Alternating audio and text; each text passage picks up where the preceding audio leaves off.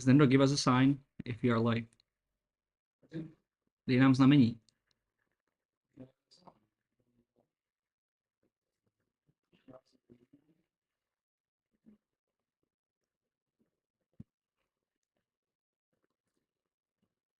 So, are we live? Seems like it. So let's...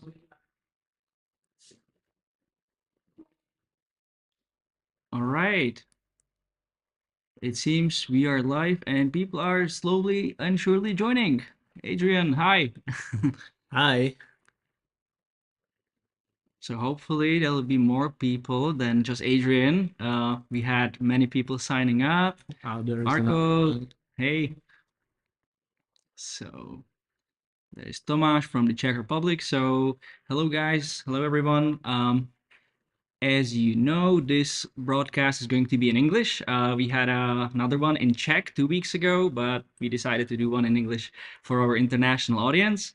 And it seems like that people are jumping on the train. That's awesome. Awesome.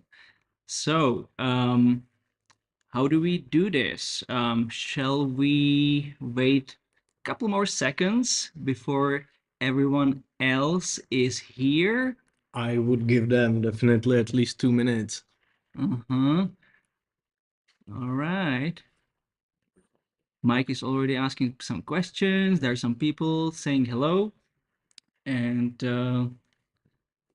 we'll be starting in about, I don't know, 15 seconds, 20 seconds. Yeah. We have our colleagues sitting on the chat. So feel free to ask questions. We'll be also running some polls.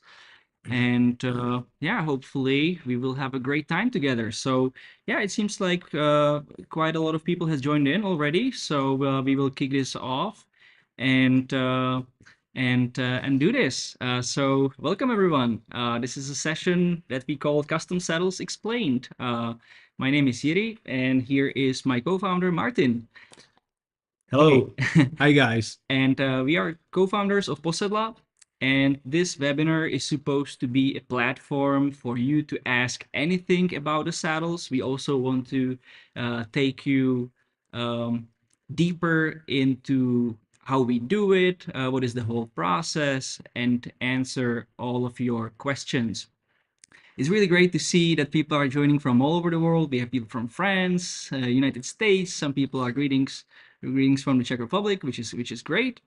So what we have today on the agenda. So there was quite a lot of questions, and we will be answering them throughout this whole session. And we try to divide all of those questions into chapters that make sense, that can basically represent categories that you are most interested in. So first off, we will kick off with the beginning of Posedla. Then we will explain the whole configuration process. Then we will take you into our production facility, talk about the whole process between individual cell parameters.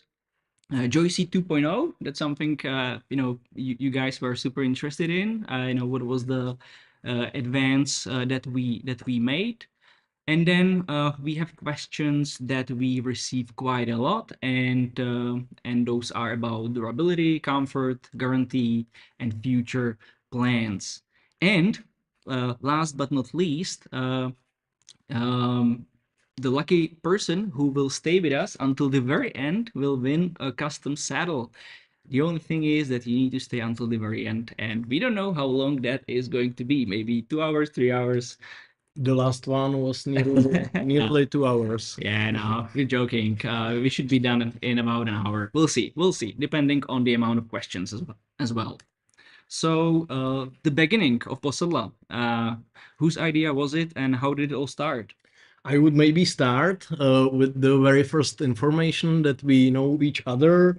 It's more than 25 years, actually. So we spent a lot of time together. So this company is based on really long-term relationship, Mhm. I would say. Yeah, that's true. And that's the first basement or the first information, and the second one is that there is strong passion about cycling, so that's the second pillar of the company. The whole idea basically started in 2020. So we will be celebrating fourth anniversary, fourth birthday very soon. So we incorporated the company in November 2020, but the idea was shaping up much sooner before we basically said, okay, we are going all in. And we were actually spending a lot of time in the saddle during 2020. If you remember, it was quite a strange year. COVID pandemic hit the globe, and we were either locked in our apartments or we were cycling. So Martin and I, we were cycling a lot, bikepacking, and one of the bikepacking trips ended in a very unpleasant way. Uh, this is a picture of us from August 2020 when we did a big bikepacking ride, and our butts were soaring so much that we had to cool them down in a river that was coming nearby. So this is basically the foundation story, and that was the moment when we said, okay, it's enough. We gotta do something about it. And I also remember that during this period, we were trying a lot of saddles. And basically, on every trip, I had a different saddle. So that was also the reason why we decided to do something with that, because um, most of you probably know the feeling when you are 4 or 5 days in a saddle, and then it's sometimes only barrier why you cannot continue, or it's the biggest trouble. Yeah. Yeah. Chan is saying too much information. Don't worry, we put a black box over our sensitive areas so that you don't have to see everything. Okay, I'm gonna move forward. Um, so the foundation story, endless time spent in a bike, and we had a desire to change something. What is a lot of people asking? What is Posedla? What does it mean? And we decided to tell you. So Posedla is actually Czech play on board. It includes three things. Posed means a position on a bike. Sedla means saddles, and Posedla as a whole means obsession or being obsessed with something. And that's basically how it all started, because we were obsessed with the idea. We were obsessed with making this happen. And even though it is not a fancy international name, we quite like it. And hopefully you like it too. So, what do we have here? Oh, where are we now, actually? Yeah, this you can see on the map that we are based in the heart of Europe. I would say this is the picture where it all started. Basically, this is our hometown, which is called Warnsdorf. It has a bit German name, but it's situated in Czech Republic. Right on the borders with Germany. Yeah, and the whole manufacturing process is here, so we are also recording from this place, from our manufacturing facility. So yeah, that's it. And at the very end, we will tell you a little more about this area, because if you ever want to come and visit, you're very welcome to do so. So, a bit of a more serious information. So we had the jokes at the beginning. Now let's talk something more serious. So in November 2020, we founded the company, and then in very early of 2021, um, we got into this hardware accelerator program, because at the very beginning, as we told, we had this idea that we want to create perfect fitting saddles, but we were starting completely from scratch. But fortunate enough, we were lucky to get in touch with a local entrepreneur. His name is Josef Prusha, who owns a big 3D printing manufacturing company called Prusha Research, and we got into his acceleration program. And that It's basically something that kickstarted the whole, I would say, developing process. We were slowly but surely building the team of engineers. We started working with, bike fitters who we were discussing our like hypothesis about how the perfect custom saddle should look like. And basically, the whole year of 2021 was focused on rapid prototyping. Then at the end of 2021, we had the first final prototypes ready, and we were finally ready for launching the manufacturing process. So that's actually when we started building up this facility in Warnsdorf, and getting all the necessary equipment, training our staff. And basically in May of 2022, we launched a pre-sale of the Founders Edition of our custom saddles. Now, fast forward almost 2 years. In February 2024, the second generation of our saddle was launched to the market. And also, 1 month prior to that, we hit the target of 40 markets. So there are people from 40 different countries riding custom saddles, which is super, super exciting. Q&As. Each section we basically complemented with questions from you guys, from people who are either present on this call or people who sent us questions before. So let's dive deep into this. I think that these questions we have mostly covered. So William asked about background of the company, how it was started. John from, I think, Barcelona. Yeah, there they are.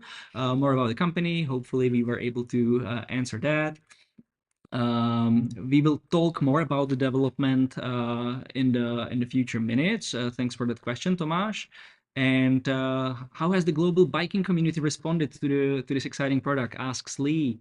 So far we do have quite a lot of positive feedbacks, not only from our riders but also from different media that were testing the saddles. We also work with two professional UCI Continental teams that are giving us so much valuable feedback. And I think that the response was pretty awesome.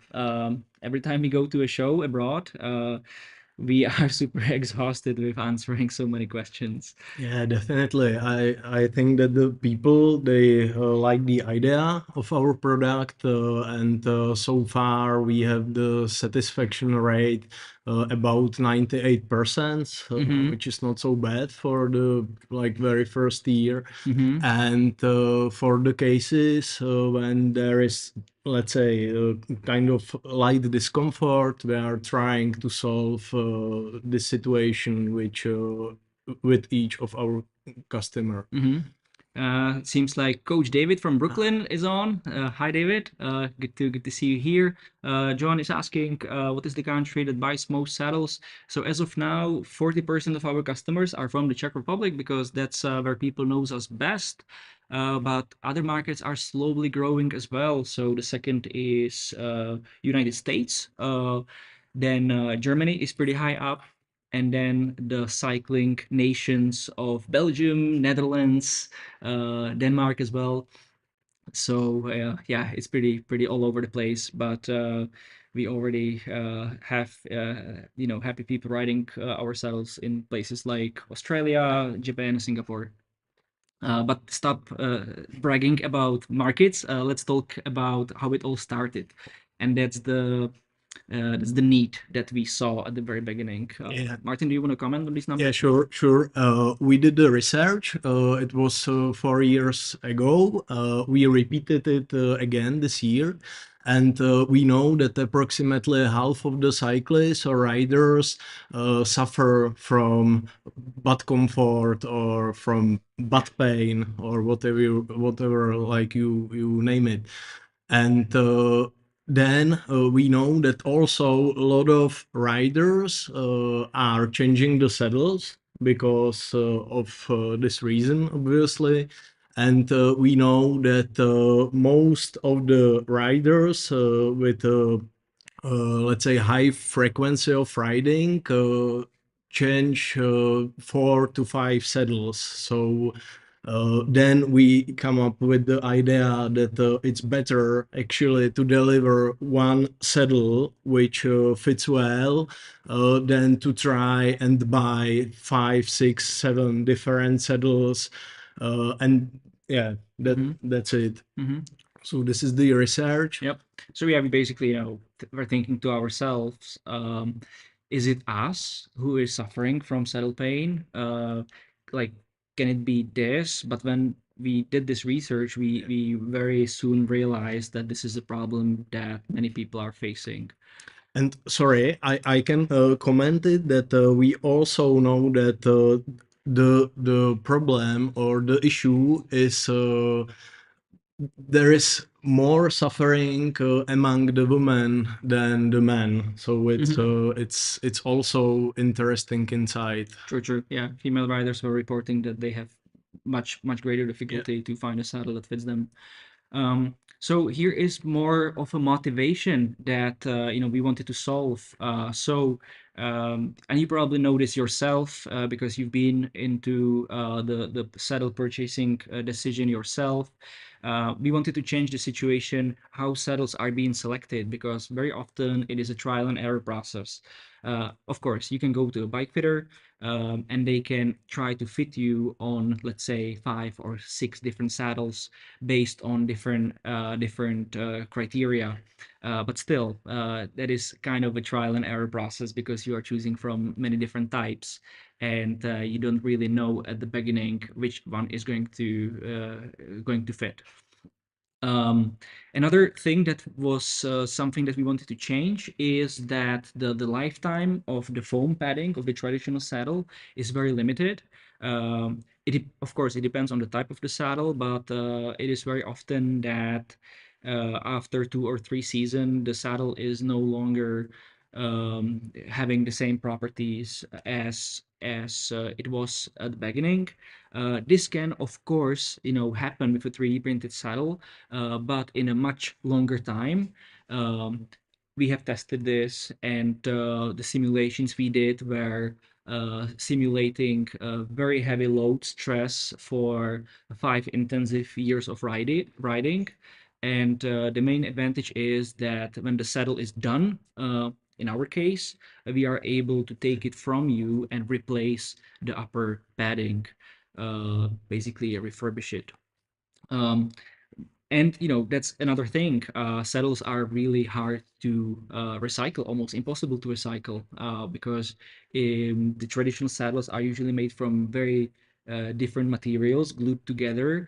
And if there is a saddle that doesn't fit you, you just basically either not use it, or you cannot dispose it easily because there is no way how to recycle it.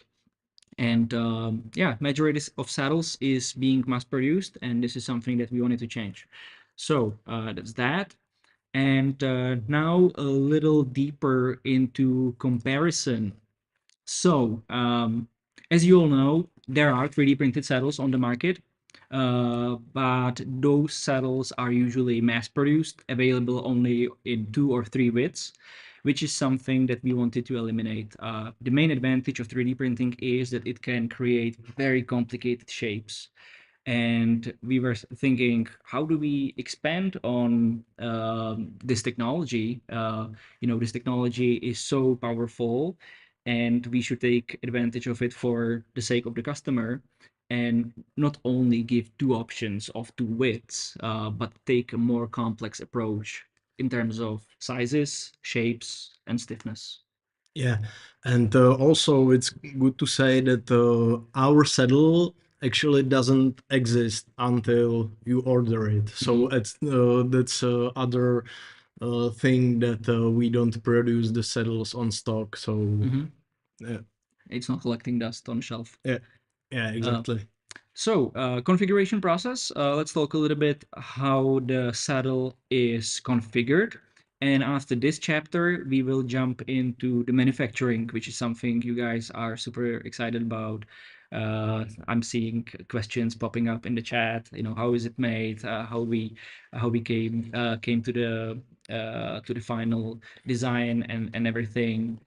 So don't worry, we will answer all of those questions. But for you who don't know the process, here is how the configuration works. So let me show you. So basically, the whole ecosystem we named 3S because it depends on three main things that we are customizing, and that is the size of the saddle, the shape of the saddle, and the stiffness of the saddle. And all of those three parameters are influenced by sorry, all of those three main categories are influenced by parameters that you see here. And the first of them is the butt imprint. So maybe Martin, can you tell a little bit more Yeah. about how the imprint is made? And Sure. We use for measuring of your sit bone width. We are using actually special foam. Maybe we can show on camera. You can see it's a demonstration of our kit. You can see nice butt here, and the thing is that you sit into this foam and then you need to send it back to us. You just take several pictures and then we are able to process all the data into a 3D model, and then we play big role with all of these data. And so this is first step of the configuration. Then we can go through other parameters. Basically, you send us the 9 photographs of the imprint. We stitch them together and create a 3D model of your butt. There was someone asking, and we will get to that later on, if 9 pictures is accurate enough. So we will answer those questions later on. But let's move to other parameters. Yeah. So after you are done with the imprinting of your butt, you go into our configurator to answer all of these questions that influence different parts of the saddle. So for example, when it comes to size is generally influenced by your imprint and your riding position. Because if you are riding in an upright, more aggressive, or I would say performance position, it adjusts the position of your pelvis on the saddle. And if you want to look at how the size is changing, we can show you in a video demonstration, because with our system, we are able to cover up to 40 different widths. So this is basically how the saddle is reacting and responding to the data that we are receiving from our customers. So the upper padding is increasing. Also, the carbon base underneath is increasing, and we are trying to achieve the optimal size, which is completely dedicated to your butt imprint. So that's the size. Now let's talk about shape. And shape is consisting of uh, different parameters. I think there is flexibility, right? What else is there? There is also bike type. Type. This is actually the very first question during the configuration, because we need to know it, because this parameter influences this shape a lot. Because most of you know that if you ride, for example, if you are a fan of road cycling, then you usually need the saddles which are flat, because you need to move on the saddle, and then if you ride on aggressive position, then it's better to have a flat saddle. And there is opposite side. If you ride, for example, a mountain bike, then you need their special curvature, which keeps you on special position because you sit a bit differently on a saddle. So that's just the example of it. To demonstrate this again in a video, we can show you a position from like lateral position, how the saddle curve is changing based on different parameters. So not only the width of the saddle, but also the curvature of the saddle is changing based on the input data that that Martin was describing. And sorry, Yeah. there is also flexibility. There were plenty of your questions focused to pelvic rotation and this issue, and this is also the factor which we know that affects the topography of the saddle a lot, because it depends if you are flexible or if you are not flexible, then you know that you feel also differently on a saddle when riding. So this is other important factor. We have some impression images prepared, so we will later on show you what it looks like.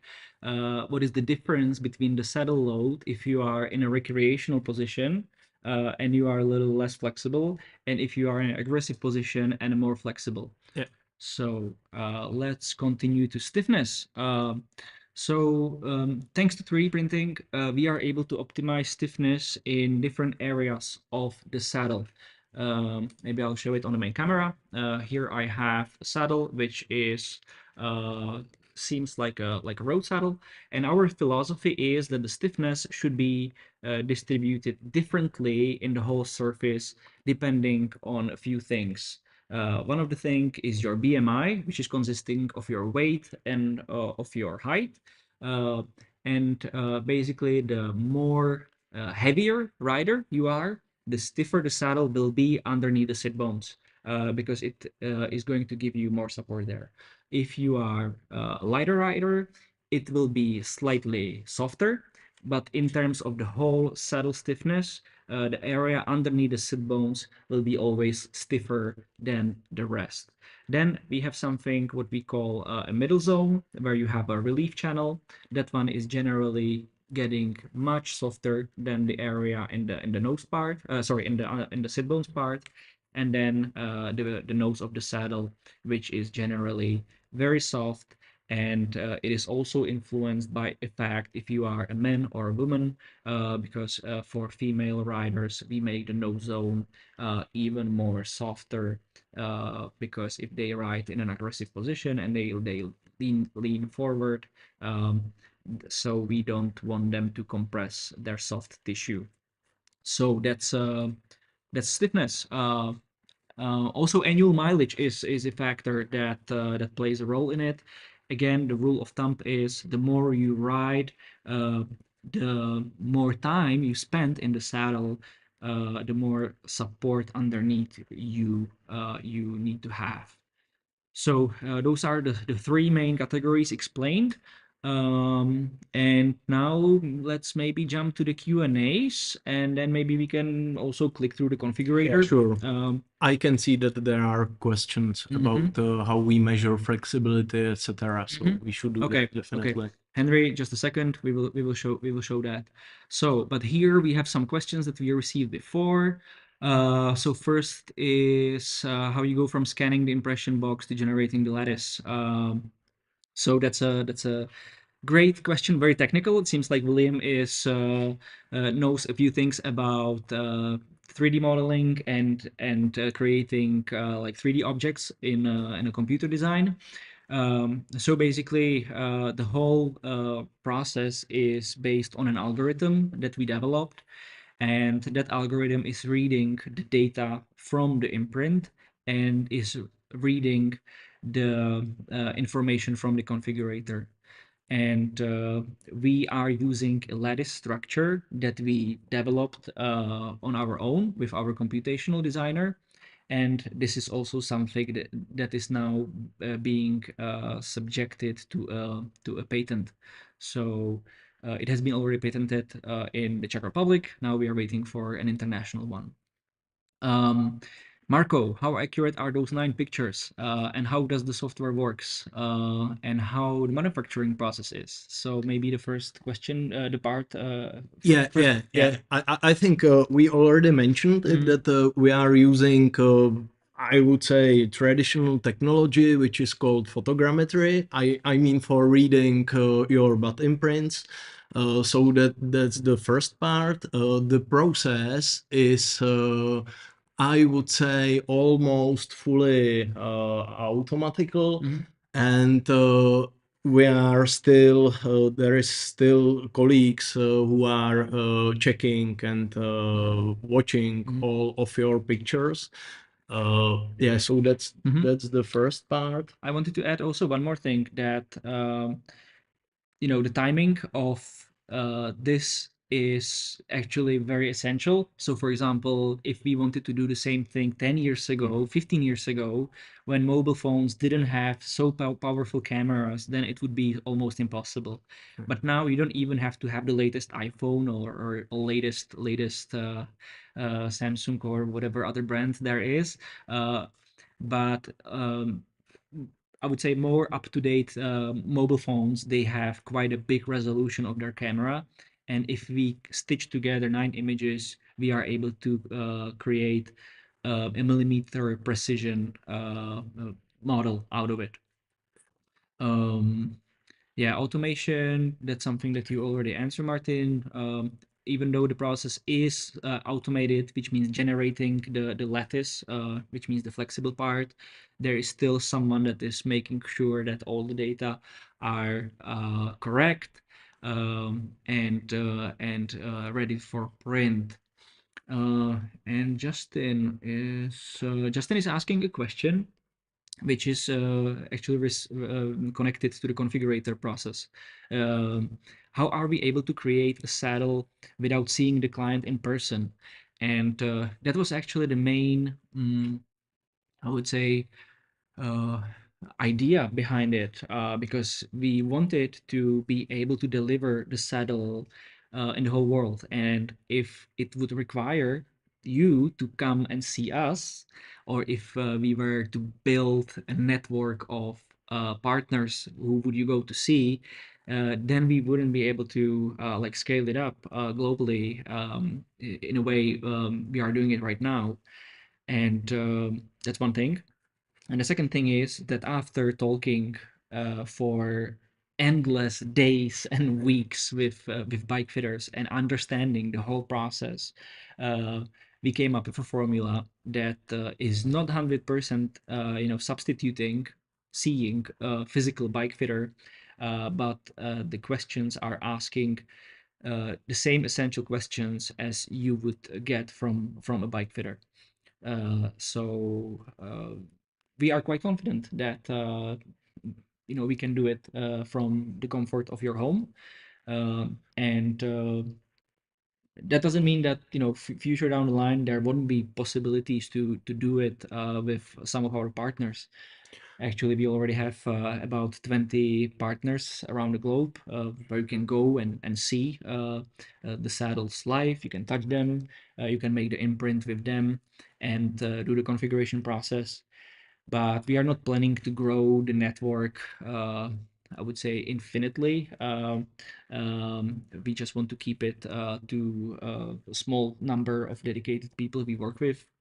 Um, but yeah, that's uh, that's uh, that's the Yeah. explanation of this process. Yeah, I just want to add that there is obviously an alternative way of doing this. You know that there are special pressure mapping systems and tools, which are great, and we've been using them a lot for the development. But we found out after like 1 2 years of development that the way we use is better, and it's precisely made, and the the results we have right now from the imprints and from the data we get from our impression kit are pretty great because we were comparing them with other data from other inputs, and we know that we can do it precisely. For example, those of you who went to see a bike fitter, you might have done like a digital sit bone measurement, and from our experience is that if you do the measurement 6 times in a row, sometimes it gives you different results. It never gives you the same result. Let's say 13.5.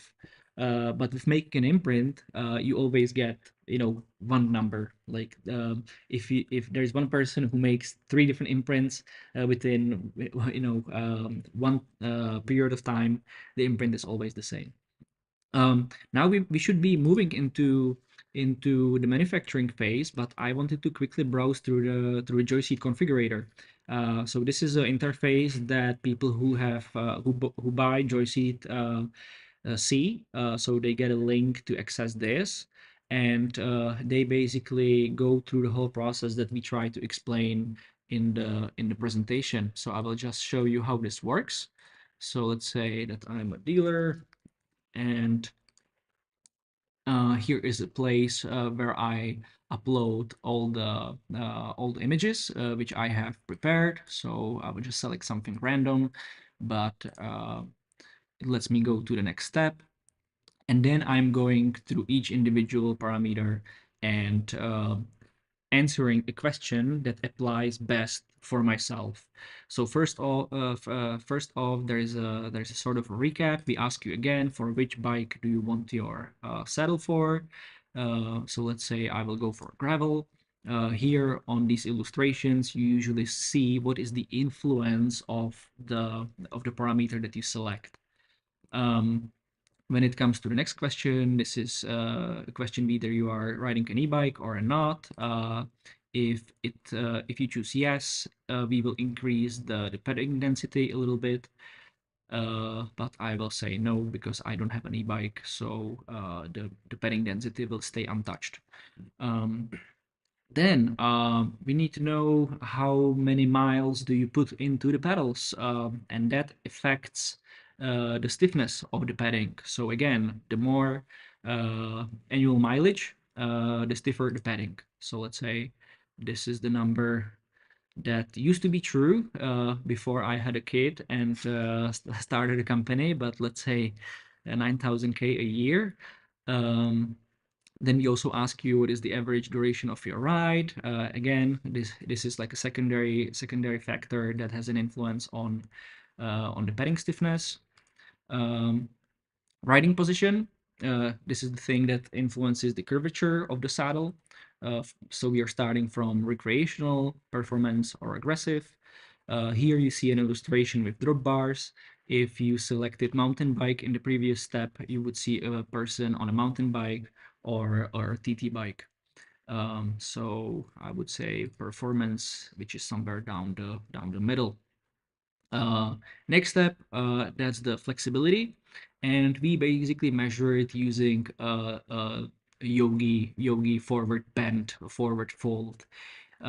We always encourage customers to do this without extremely straining their muscles, because sometimes our flexibility is influenced by the flexibility of our hamstrings and flexibility of our back muscles.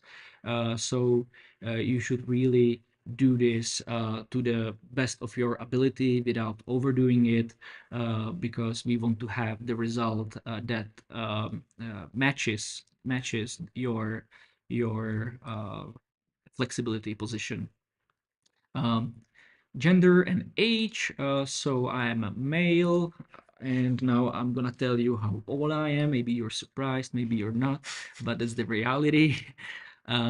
This influences again things related to the padding stiffness, and also the shape of the saddle, uh, BMI, um, weight in kilograms.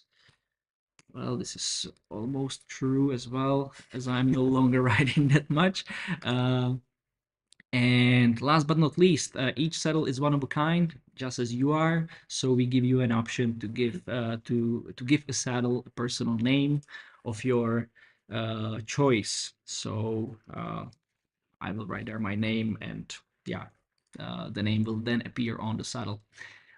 Then you are also able to choose from 7 different color variations that will appear at the back of the saddle. And that's pretty much it. Last step is optional, because we always like to take it one step further. So now we ask about your hip circumference, thigh circumference, which helps us to understand your pedaling efficiency. All together with other data that we have. So you can also enter those in the configurator.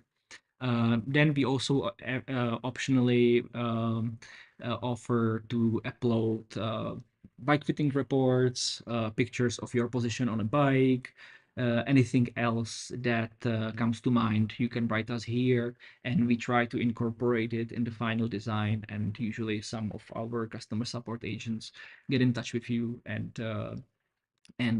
deal with this in person. Then you just hit submit, and I will hit submit and confuse our colleagues, and then the file is sent. The form is sent. So yeah, this is the configuration. Hopefully we didn't lose too many people while I was explaining this, and let's go back to the presentation. Manufacturing. That's something that many people is interested in, and I'm so excited to explain this to you guys now. Yeah. So, Martin. Yeah, my turn. Let's dive into our manufacturing process. So you can see the parts of the saddle. There is carbon base. Firstly, from the bottom, there are carbon rails. Then there is shell made also from carbon. Then you can see there is upper part, which is the lattice structure already mentioned. This is made from thermoplastic polyurethane, and it's made on industrial 3D printer. And then there is this little part, which is also customized by color, basically. So this is the composition. And now how we made it. So Yeah, we produce all the carbon parts locally here in Czech Republic in our manufacturing facility. So that was also the philosophy we had at the very beginning, that we don't want to outsource the parts from the other part of the world, because we just believe that we can produce the parts with very high quality here. And also the reason why we chose to do so is that we have perfect control over the manufacturing process, and also the development of the saddle and other parts we have is much faster. Exactly.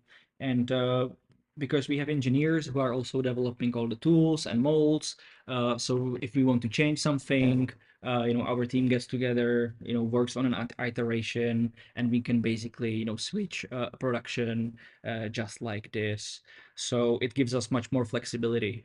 The only downside is, of course, that manufacturing carbon components in Europe is a little bit different than manufacturing carbon components somewhere else. As you might know, most of them are being manufactured either in Taiwan or China in huge quantities. And that's definitely, I would say, a more economical approach. But on the other hand, we wanted to stay true to our mission that we told you at the beginning, and that is making things locally, and basically bringing manufacturing back to Europe. and we are perfectly happy with that. Yeah, I have to say that this is something we are extremely proud of, because it's of course more difficult way to do so, but still it's the part of our work which is pretty exciting, and we love it. Mhm. So the next part, 3D printing. This is actually super exciting about our product. Maybe there are some people who are on this webinar who know a few things about 3D printing. Maybe some of you have a table 3D printer from FDM filament at home. This is something that is not possible to use for an end product, which has to sustain a big load from its user. So we are using an industrial grade 3D printers, using flexible powder materials called TPUs, thermoplastic polyurethane. And at the very beginning, we were debating this a lot. Which technology gives us the best edge when it comes to making the style we want? And I would say our competitors, they are using also industrial 3D printing, but they use different technology using liquid polymers. And from our knowledge about that technology, we know that those don't allow, uh, I would say, the level of customization in terms of uh, the details and properties that our technology is offering. So that's why we decided to do this. Uh, this is the saddle, what it looks like in a raw state. Once it's cleaned from the powder, it's depowdered and brushed and yeah, basically cleaned from all the residue. The saddles look like this. They are sort of grayish, and this is the first phase before post-processing. Uh, it would be possible to write a saddle like that, but the structure is too open and too absorbent to water and other liquids. So the reason why we are using the post-processing, um, we are closing the the cells and making also the saddle suitable for skin contact. So after printing the saddle is then being post-processed. Um, and after this is done, the saddles are then they all meet here in the facility in where we are right now, and this is where we are completing all the saddles by hand and sending them to the rest of the world.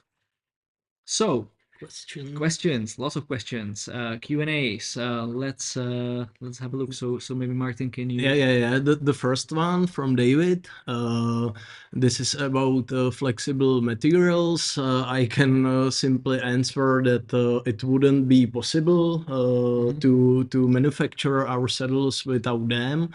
So we use TPU with a special shore, which we know that works well for our purpose, and we also know that it's very important how the saddle, feels, and how the feeling you have if you touch the saddle is pretty important. And I think that our saddle is really nice to touch thanks to this material. So the answer is we couldn't do so without that. And how important is for Posedla to work with a strong 3D printing ecosystem?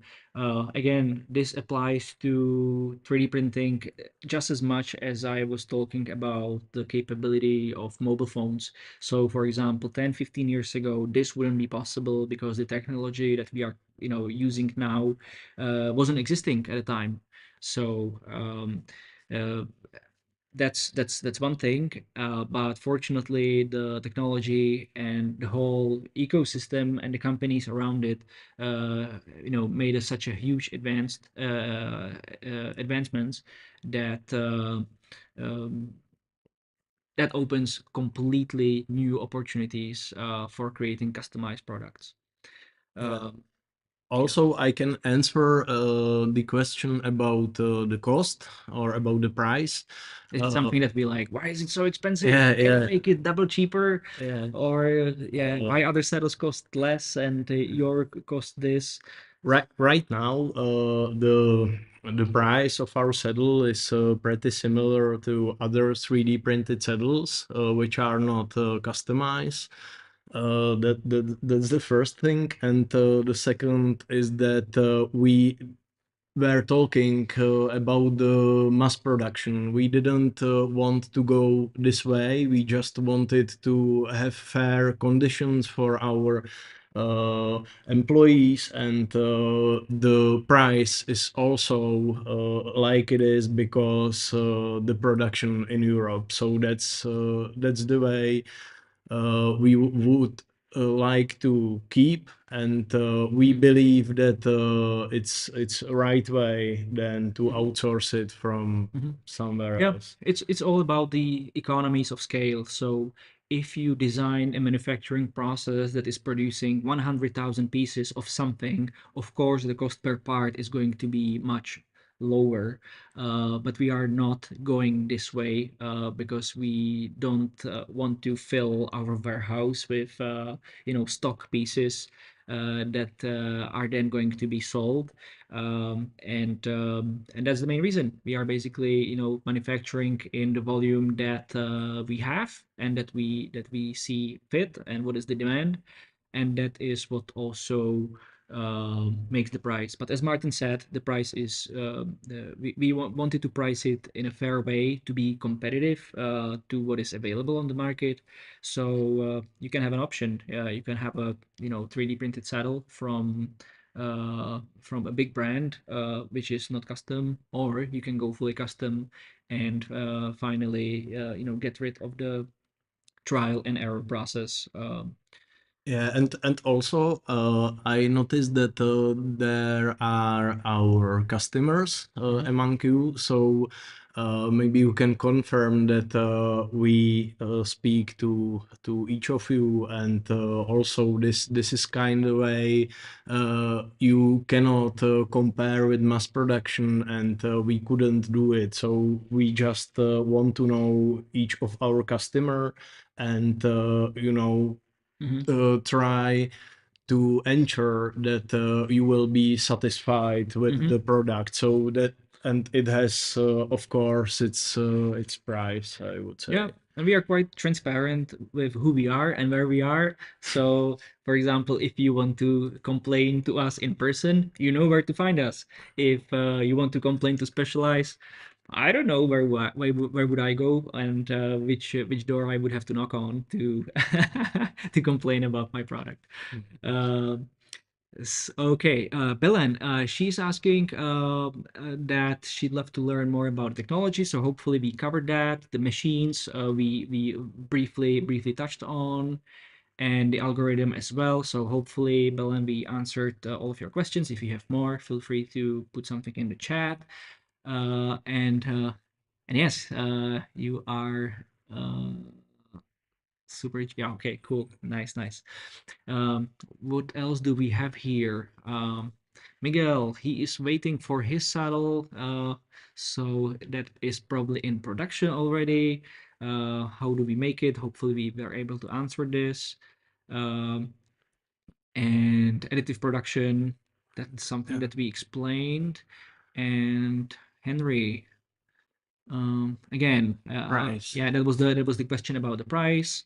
So yeah, hopefully we were able to cover also the price aspect of our saddle. So sometimes you buy two saddles that are half the price, but when they don't fit, you just spend the same amount of money as you would have to pay for a custom saddle. So that's the basic math behind it. Um, okay, let's go to have a look at saddle parameters and how different saddle types differ from each other. This is a funny chart that we will try to explain, and that basically shows, let's say, four different bike types and four different saddles, and how they change on the spectrum of padding thickness and saddle curvature. So these points on this chart, they represent something like the starting point. This is the saddle 1. And if we go further and see how the final shape and final thickness is influenced by other parameters like your flexibility, your riding position, your BMI, you are seeing how is the range expanding. Um, and what this chart is supposed to show is that, for example, let's say you have a road bike and you also have a gravel bike, and you are thinking, for which bike should I buy the saddle? So we always say, choose the bike that you ride more often. So if it's 50-50, then just choose one. um, and if it's road and gravel, those are very similar, or I'd say they can be by the parameters very close to each other. When it comes to TT or mountain bike, that is already a different discipline. So there can be quite a big variation. But for example, we do have some mountain bike riders who are usually uh, racers. They are extremely flexible. They do crazy annual mileage, and their uh, um, anatomical parameters almost seem like they should be riding a road saddle on a mountain bike. So sometimes we also do this adjustment that even though you input mountain bike, all of your other parameters are indicating that your saddle will actually look more like a gravel saddle. So hopefully that I was able to demonstrate what we mean by this. But what this chart is also supposed to show is the complexity and the variation that our customization program covers. Yeah. And also, we've got several demonstration here, so you get the point. Please be aware that these are the saddles with the same width, actually. So usually the difference is much higher, but we just wanted to show you very basic differences among all the types. Of saddle, Yeah. of saddles, yeah. Yeah. So So the first one, there is the road saddle demonstration. You can see that there is the topography is flatter, and there is usually also less padding.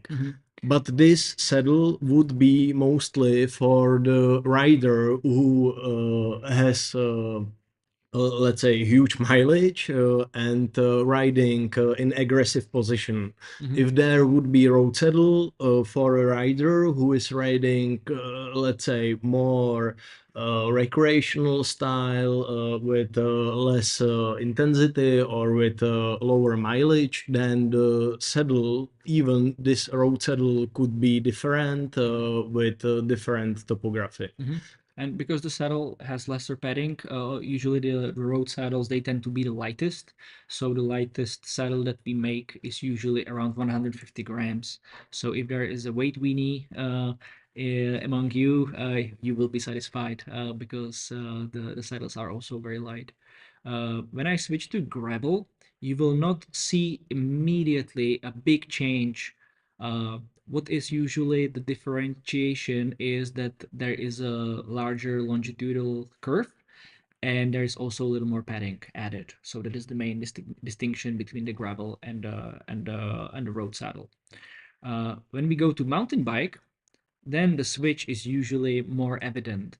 And that's because there is usually more padding added, and there is much more significant curve, both in longitudinal and perpendicular curvature. So that's the mountain bike. And last but not least, this is something that we basically introduced only recently with the launch of JOYSEAT 2.0, and this is something like an extension to a road saddle. So we wouldn't say that this is like a the like 100% TT saddle that you are sometimes seeing, but it is following the philosophy between our road saddle. But the nose area is much wider. Also, the padding in the nose area is thicker, and we decided to prolong or stretch the relief channel all the way to the nose area. So because you know that people in a TT on a TT bike, they are usually not riding in the sit bone area, but they are more riding in an aggressive position on the nose. So that's why the relief channel is sort of divided, like split into halves, so it can accommodate you for a longer time in the nose. Yeah, what else do we have here? Q&As with saddle parameters. Need to find the right position. Sitting position. We didn't mention this. Our saddle is developed with let's say special grip with special surface, because we believe that it's better to keep you on the position you should be, rather than moving during your right and finding the right place. So we are just using the advantage of this customization to find for you right spot, and then we try to keep you on this spot. Yeah, so the saddle has a gentle grip, so you are not sliding around. And basically when you sit on it, it should sort of tell you where to find the best position. um, Sitting position and seat angle assumptions for design. So this is something that has to do with the flexibility and performance position. And what I think is a very crucial information, and that's something that we hear a lot. I will read out this question. If the butt imprint is measured from a fully upright position, how does the algorithm take into account the change in effective sit bone width that happens with increased pelvic rotation? LEG asks this. Super cool. And we can actually show it on a next picture. So you're right. The butt imprint is measured in an upright position because we need to know what is the sit bone width of the spikes of the saddle. But there is only a few people who are riding in this position on a bike. Those are usually people riding city bikes or people riding in a very recreational style. Uh, but mostly when you are sitting on a road bike or on a gravel bike, you are leaning forward, which means that your whole pelvic bone is tilting forward. And on this picture, you actually see what is the different saddle load when riding in a different angle than the super upright. So this is something that we take into consideration when we ask you what is your flexibility and what is your riding position. Yeah, and I can also mention that we have really nice project with one Czech university, and we have studied 1,000 pelvic bones because we have them in digital version. So we spend a lot of time to study how actually your sit bones affects the topography of the saddle. So we know, of course, that there is a huge difference if you sit in, like here it is in this demonstration, in 90 degrees angle, and if you sit in 70 degrees angle. So you can see it here on the picture on the right side of the screen. And we basically know this thanks to these models for all the sit bone widths. Okay, so more questions about saddle parameters. Yeah, TT and gravel setup. That's something that we touched on. Where did we come up with the gradient? So this is something that came from basically our experience consulting with the bike fitters, and this is something that I was hopefully able to demonstrate with that chart. Um, boom. Okay, there are some questions from female riders, which is great because we love seeing more women on a bike, and we also wanted to basically respond to the cycling industry as a whole by taking into consideration that there are also women riding bicycle saddles. There are some saddles on the market that are female specific, but there is still not as many, and very often there is still this same trial and error process. So for example, the fact that you are a woman and you are configuring a saddle, that is by default going to change some of the properties of the saddle. So first of all, it is going to add much more, let's say, softer cushioning to the front part of the saddle. So when you lean forward, you don't compress your soft tissue. And another thing is that the saddle will never be as flat as a saddle for a male, because we want your sit bones to be slightly elevated uh, in the sit bones area. So again, when you are leaning forward, we prevent this compression. Katia is saying, how is the relief channel uh, determined? Again, this is something that comes out from the butt imprint process. We actually think that we are making it quite generous and quite big. Uh, you mentioned that it maybe isn't wide enough and that you get some soft tissue discomfort. So this is definitely something that we want to talk more about. So feel free to get in touch with us, and we are happy to look at it. But based on the data that we have, we actually think that the cutout is generous. But if somebody wants to have it even more bigger, this is something that we can try to accommodate. There are more of them. Mm-hmm. Yes.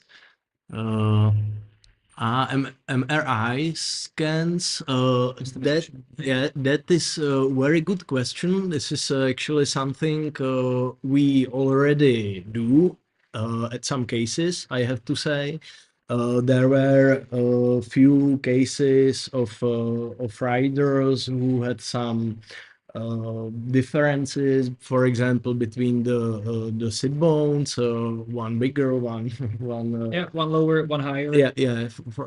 For instance. Which is very natural because we are not symmetrical as people. Yeah. Mhm. Yeah, just I want to mention that within these cases, we are working with the riders within our very special JOYSEAT Plus program. But what we have to say is that always you have to keep at your mind that you should be aware what you are, sending to us. That there should be kind of a medical reason behind it, because thanks to the 3D printing, we can create basically whatever topology of the saddle we can produce one side, for example, softer than the second one. We can do it by 20, 40, whatever percent.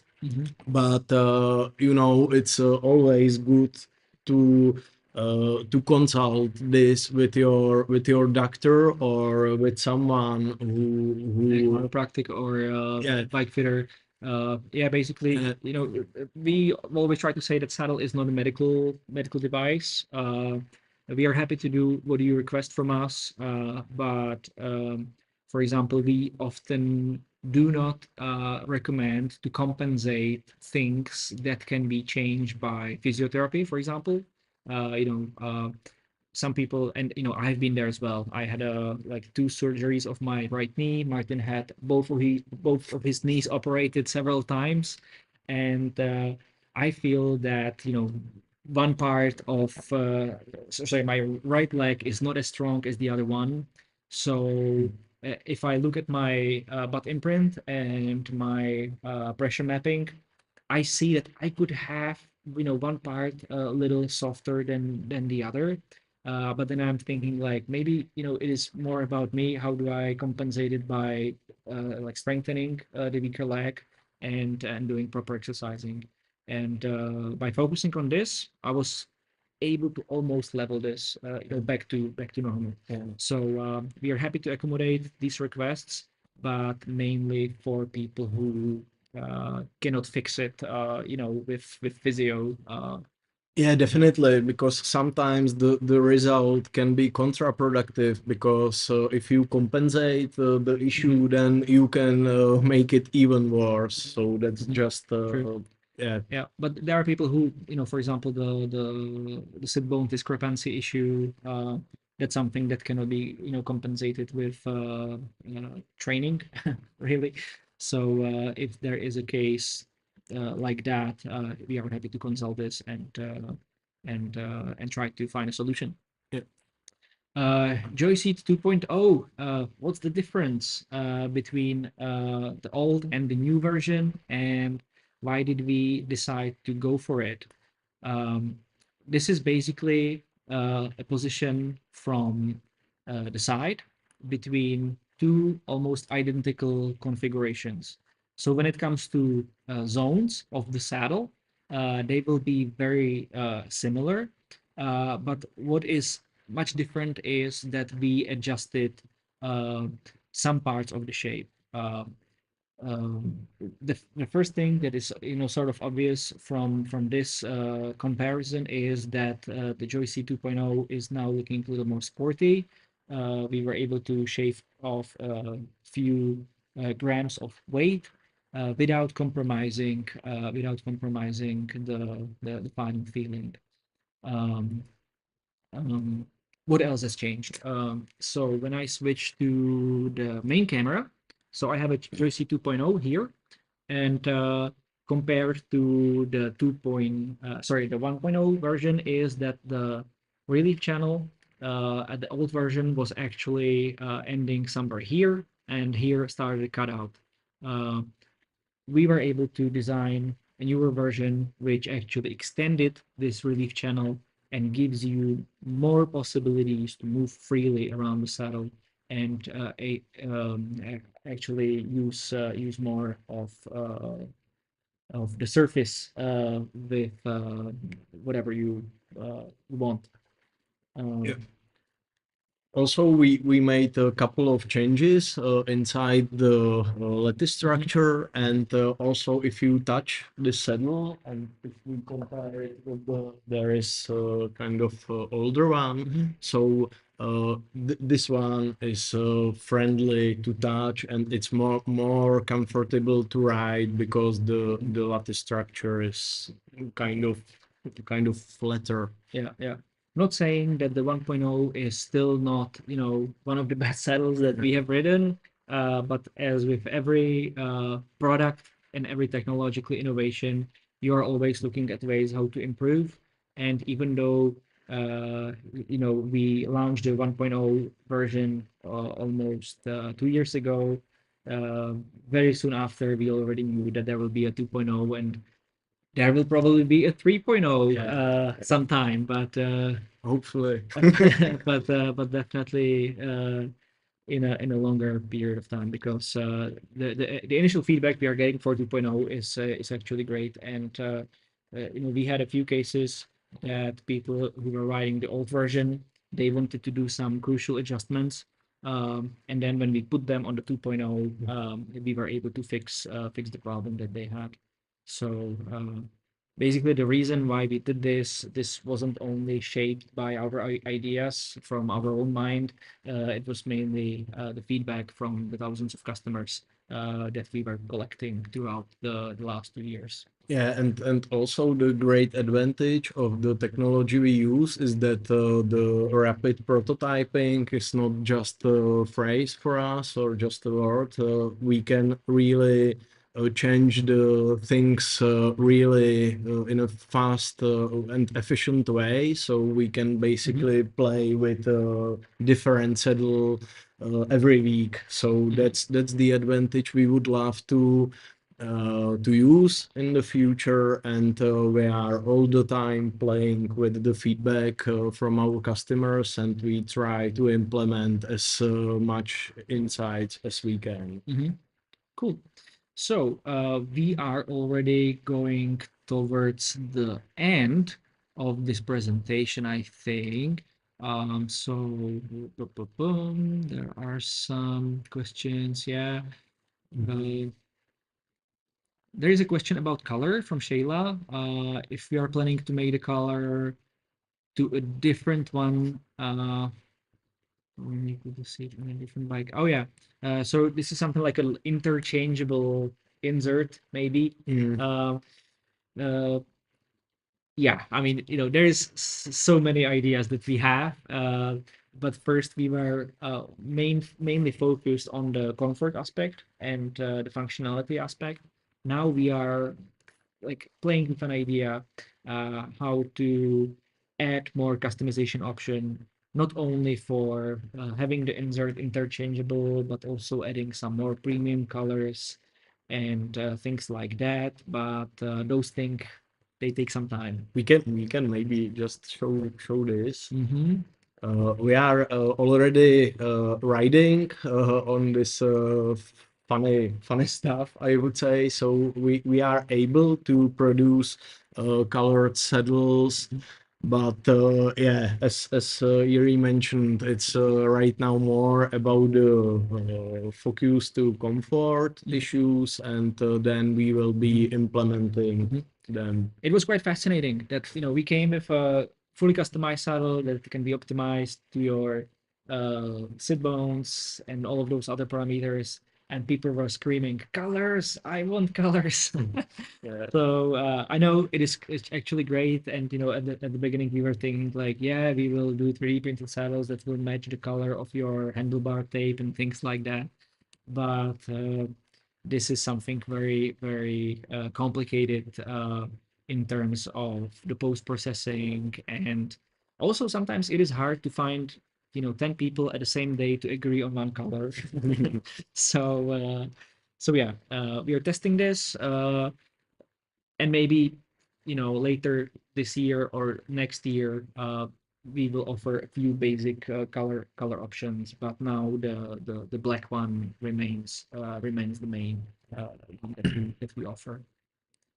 So durability, how long will the saddle last?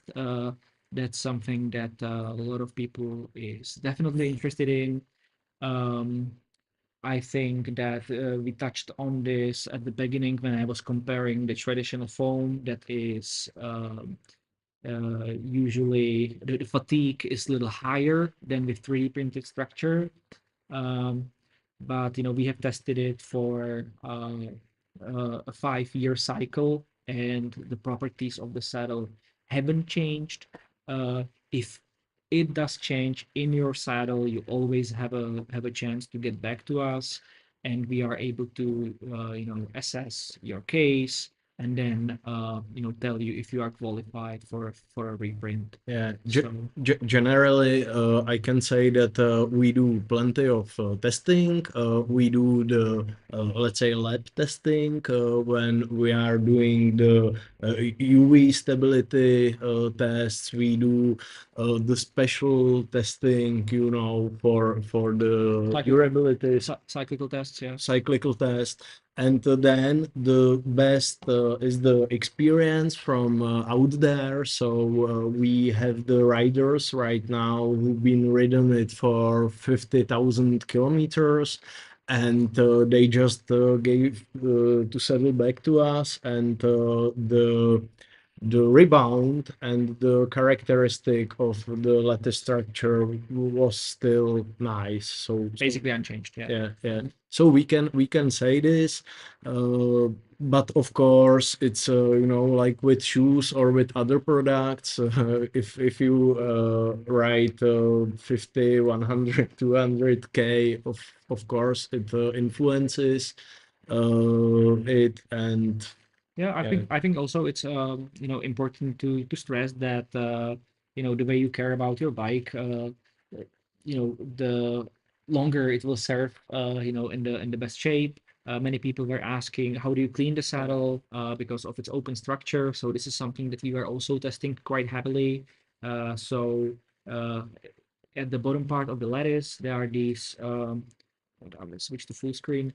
There are these channels at the nose part and at each side.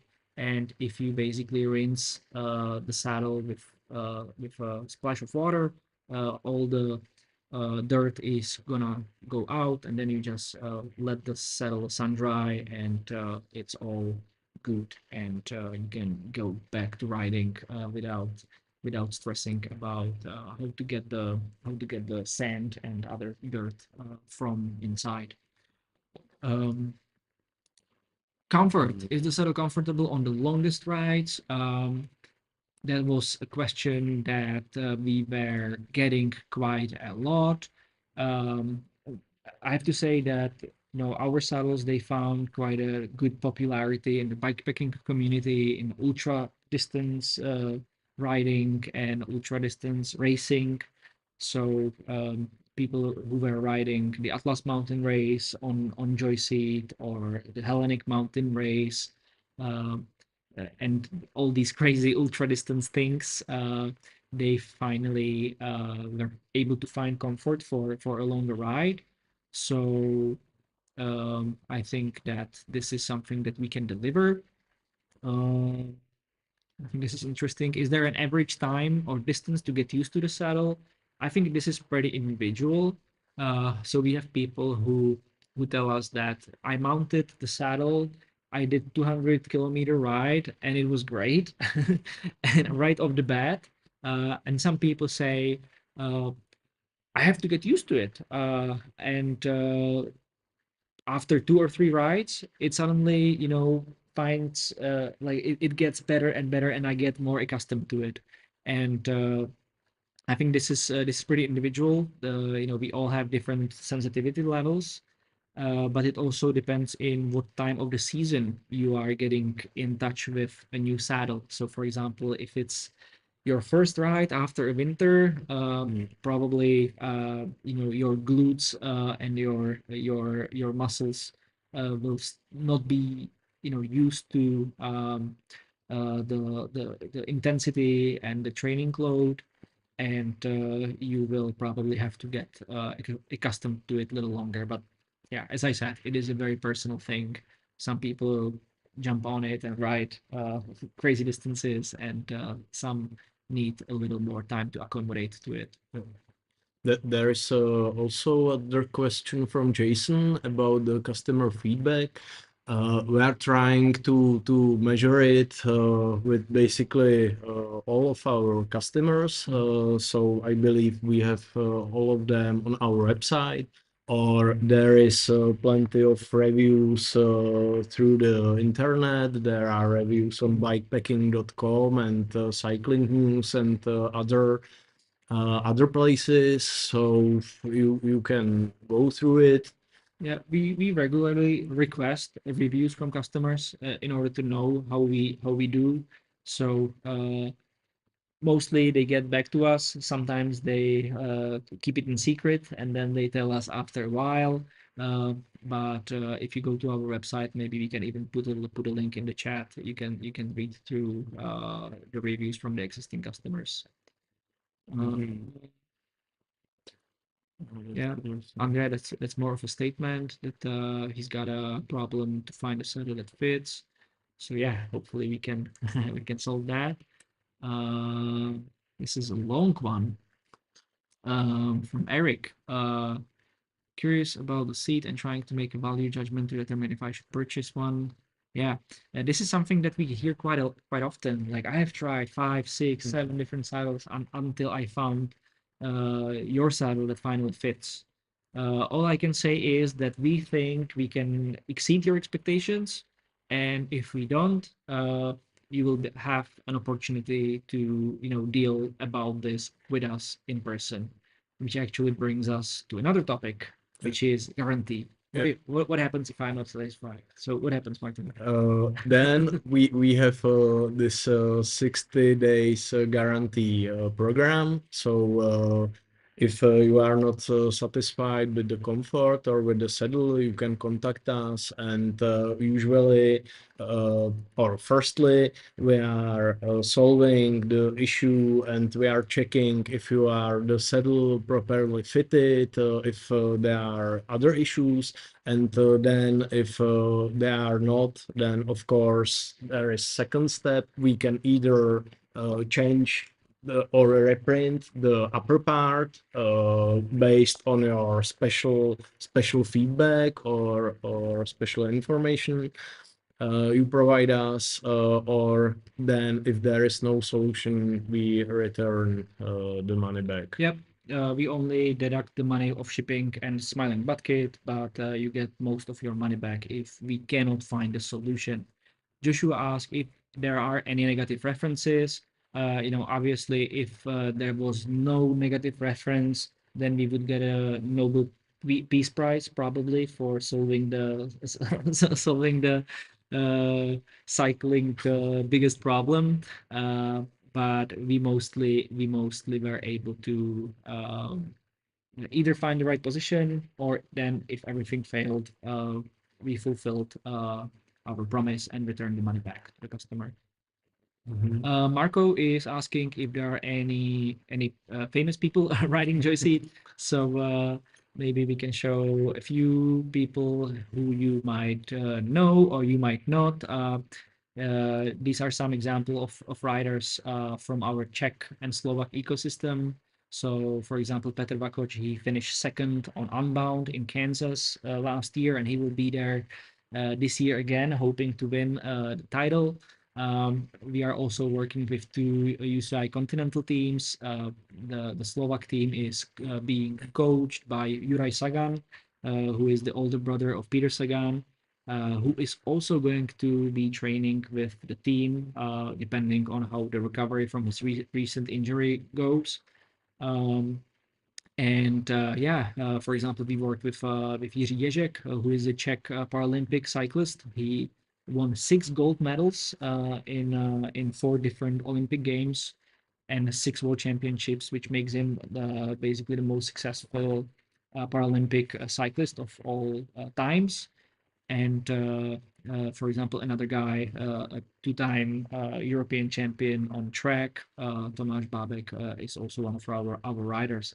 But we have plenty more coming up, and we will be actually introducing our, I would say, A-star team pretty soon. Uh, Future plans, innovation projects.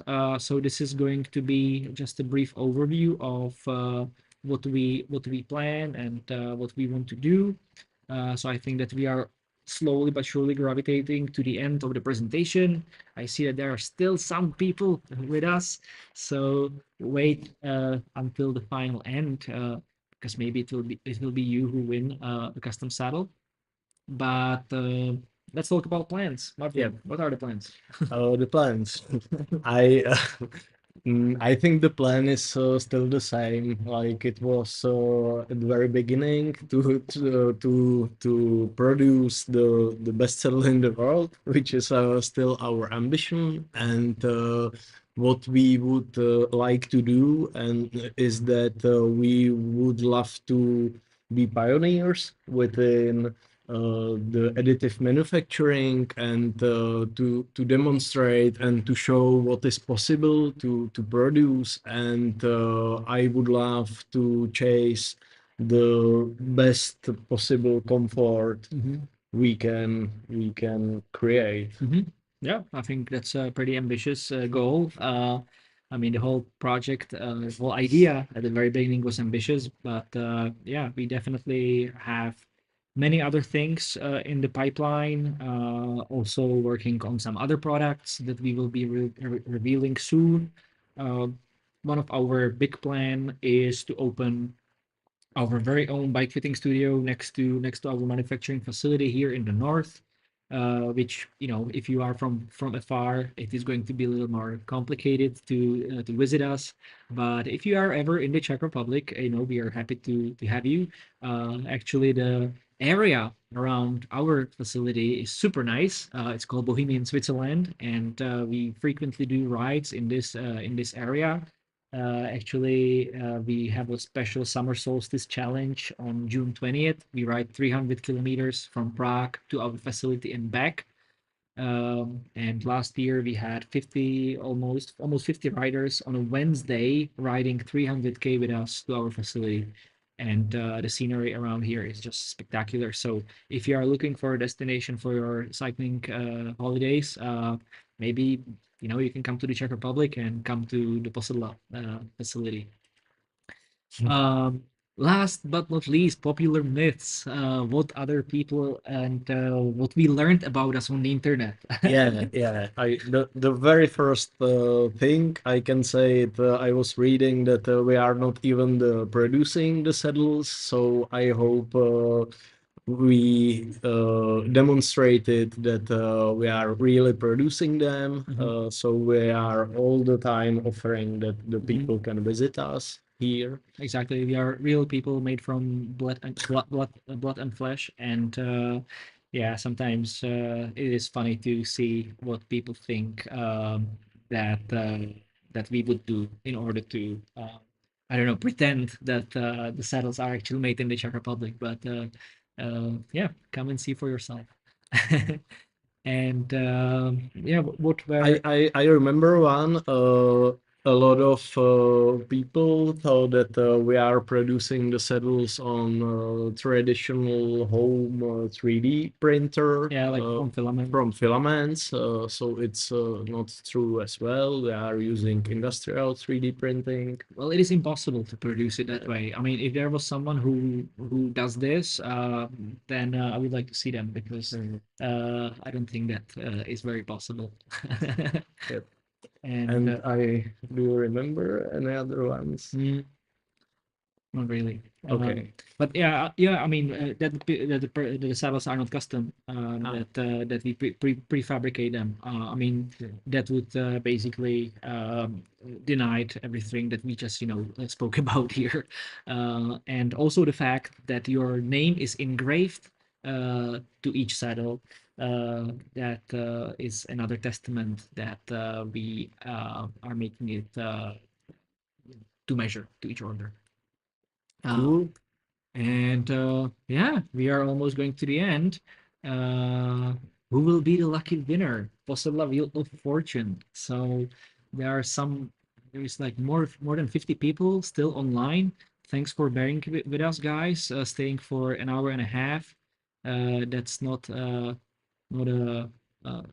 easy task. So let's do this.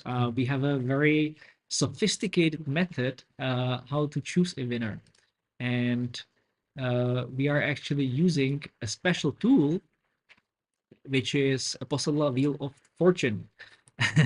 And what this basically consists of is all of the names, all of the registrations that we received from the registration form. We put them into this highly reliable IT advanced Wheel of Fortune. And now I'm gonna click it, and when the name shows up, hopefully the person is still going to be online with us. If not, after 30 seconds, we will spin the wheel again. So, are you ready, Martin? Yeah, sure. Let's do it. Let's spin the wheel. I love this part. Yeah, right?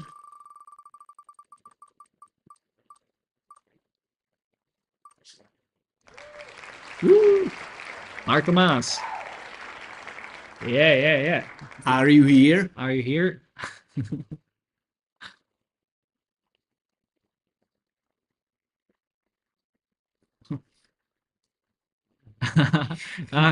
Chan is sad that we are not using any algorithm to select the winner. Yeah, well, we could have spent a couple hours coding it, but we decided to rely on this.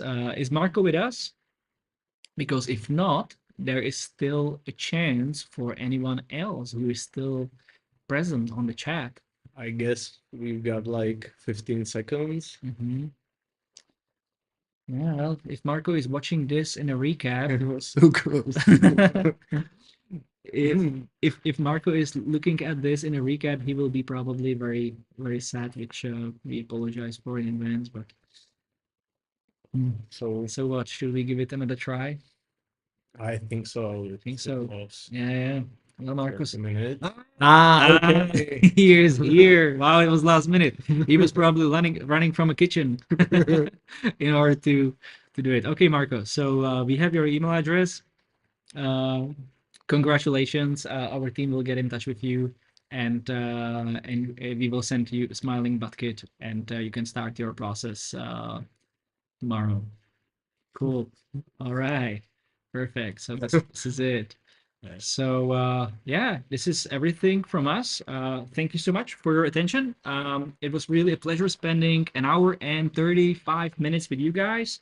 Thanks for all the questions. If there is anything else, you know where to reach us. You can schedule a call. You can write us an email. You can text us on a social media platform of your choice.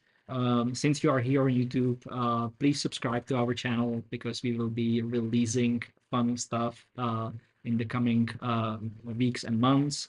And yeah, we like to stay in touch. And what I wanted to also mention is that, oh yeah, if you still don't have your JOYSEAT, we can send you a discount for the first saddle. It is usually a 5% off your first saddle. We know it's not a lot, but hopefully we were able to explain the value behind the saddles. So after this webinar, you will get an email with the discount code for 5%. So that's it. Thank you so much. Have a good rest of your day, depending on wherever you are around the globe. And yeah, see you some other time. Thank you, guys. Thank Cheers. you. Bye. Bye. And that's it.